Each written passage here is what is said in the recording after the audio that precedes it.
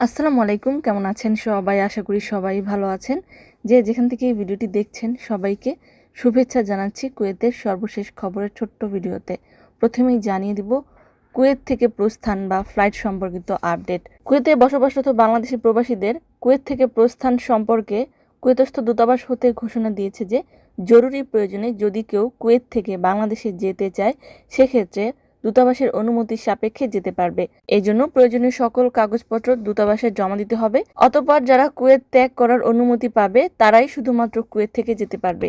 এক্ষেত্রে দূতাবাস আরো বলেছে যে যাদের অনুমতিপত্র আসবে অর্থাৎ যারা যেতে পারবে তাদের নাম প্রকাশ করা হলে নিজস্ব ব্যবস্থাপনায় স্থলপথে কুয়েত এবং সৌদি আরব সীমান্তে গমন করে সৌদি আরবের খাফজি সীমান্তবর্তী ইমিগ্রেশন অফিসের আনুষ্ঠানিকতা সম্পন্ন করে সৌদি আরব প্রবেশ করে পরবর্তী 4 দিনের মধ্যে অবশ্যই সৌদি আরব ত্যাগ করতে হবে। এক্ষেত্রে যাত্রীদের কোনো প্রকার এক্সট্রা বা আলাদা ভিসা ইস্যু করা হবে না, কিন্তু সীমান্তে অবস্থিত ইমিগ্রেশন অফিস আপনাদের জন্য সৌদি আরব প্রবেশের অনুমোদন থাকবে।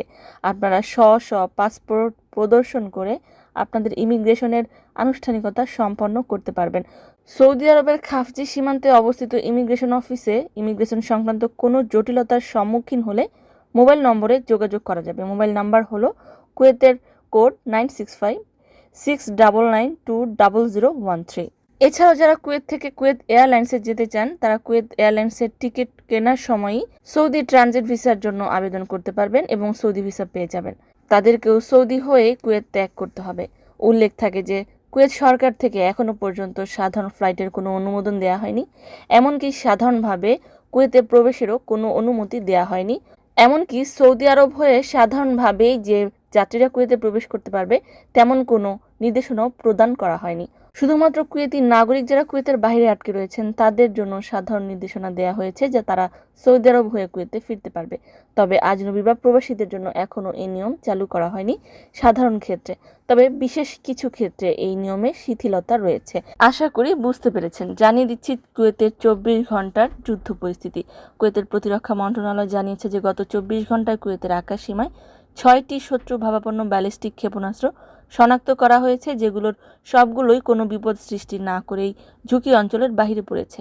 এছাড়া একটি ড্রোন আটক ও ধ্বংস করা হয়েছে এবং কুয়েতের নিরাপত্তা বাহিনীর কর্মীরা আকাশসীমা নিরাপদ রাখতে এবং সার্বভৌমত্ব রক্ষা করতে সর্বদা সচেষ্ট রয়েছে। আরও জানানো হয়েছে গত 24 ঘন্টায় আকাশ থেকে 15টি শার্পনেল খসে পড়ার ঘটনা ঘটেছে।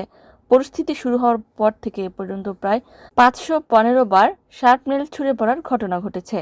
অন্যদিকে স্বরাষ্ট্র মন্ত্রণালয় থেকে অস্বাভাবিক আবহাওয়া এবং বিপজ্জনক আবহাওয়ায় প্রবাসী এবং কুয়েতি নাগরিক সবাইকে সতর্কতা অবলম্বন করতে বলা হয়েছে। অপ্রয়োজনে ঘরের বের হতে নিষেধ করা হয়েছে। এছাড়াও জনশক্তি মন্ত্রণালয় থেকে শ্রমিকদের মধ্যে যারা ডেলিভারি কোম্পানির কাজ করে, ঠিকাদারি কোম্পানিতে কাজ করে, এছাড়াও মাঠ পর্যায়ের কর্মীরা রয়েছে, তাদের সকল ধরনের কাজ থেকে অব্যাহতি দেওয়া হয়েছে। আপাতত এই বৃষ্টির মৌসুমে তারা কোনো ধরনের কাজ করতে পারবে না। অন্যদিকে কুয়েতের নেতাদের লক্ষ্য করে চালানো গুপ্ত হত্যার ষড়যন্ত্র ব্যর্থ করে দিয়েছে রাষ্ট্রীয় নিরাপত্তা বাহিনী। মন্ত্রণালয় এ ব্যাপারে জানিয়েছে যে আন্তর্জাতিক অপরাধ চক্রের সাথে জড়িত হয়ে সন্ত্রাসী সংগঠনের সাথে যুক্ত হয়ে কুয়েতি নেতাদের হত্যার বিরুদ্ধে তারা ষড়যন্ত্র করছিল। তাদের এই ষড়যন্ত্রের কথা কোনোভাবে প্রকাশ পেয়ে গেলে পুঙ্খানুপুঙ্খ তদন্ত এবং গভীর পর্যবেক্ষণের পর তাদেরকে আটক করা হয়েছে। কুয়েতের খারাপ আবহাওয়া সম্পর্কে ইসা আল রমাদান জানিয়েছেন যে আগামী আরও কয়েক ঘন্টা তুমুল বৃষ্টিপাত এবং ভারী বৃষ্টিপাত হবার আশঙ্কা রয়েছে, সেই সাথে বজ্রপাতের আশঙ্কা রয়েছে। সকলেই যেন ঘরে অবস্থান করে এবং কোনোভাবেই বৃষ্টিপাতের কোনো ছবি বা ভিডিও ধারণ না করে। এ ব্যাপারে আরও বলা হয়েছে যে কেউ যদি বৃষ্টির ছবি বা ভিডিও ধারণ করতে চায় সেক্ষেত্রে তার নিজের দিকেই মোবাইলের কারণে বজ্রপাত ছুড়ে পড়ার আশঙ্কা করা হচ্ছে। অপরদিকে আবহাওয়াবিদ, পরিবেশবিদ এবং বিশেষজ্ঞ ডক্টররা প্রকাশ করেছেন যে কুয়েতের আবহাওয়া এই মুহূর্তে স্থিতিশীল রয়েছে, কোনো ধরনের তেজস্ক্রিয়তা নেই। পার্শ্ববর্তী দেশগুলোতে পারমাণবিক তেজস্ক্রিয়া লিকেজ হওয়ার যে খবরটি ছড়িয়ে পড়েছে এটি সম্পূর্ণভাবে গুজব। কুয়েতে এর কোনো প্রভাবই পড়েনি।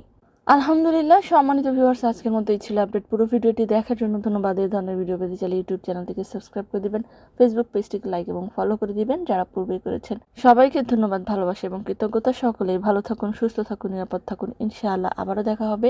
আল্লাহ হাফেজ।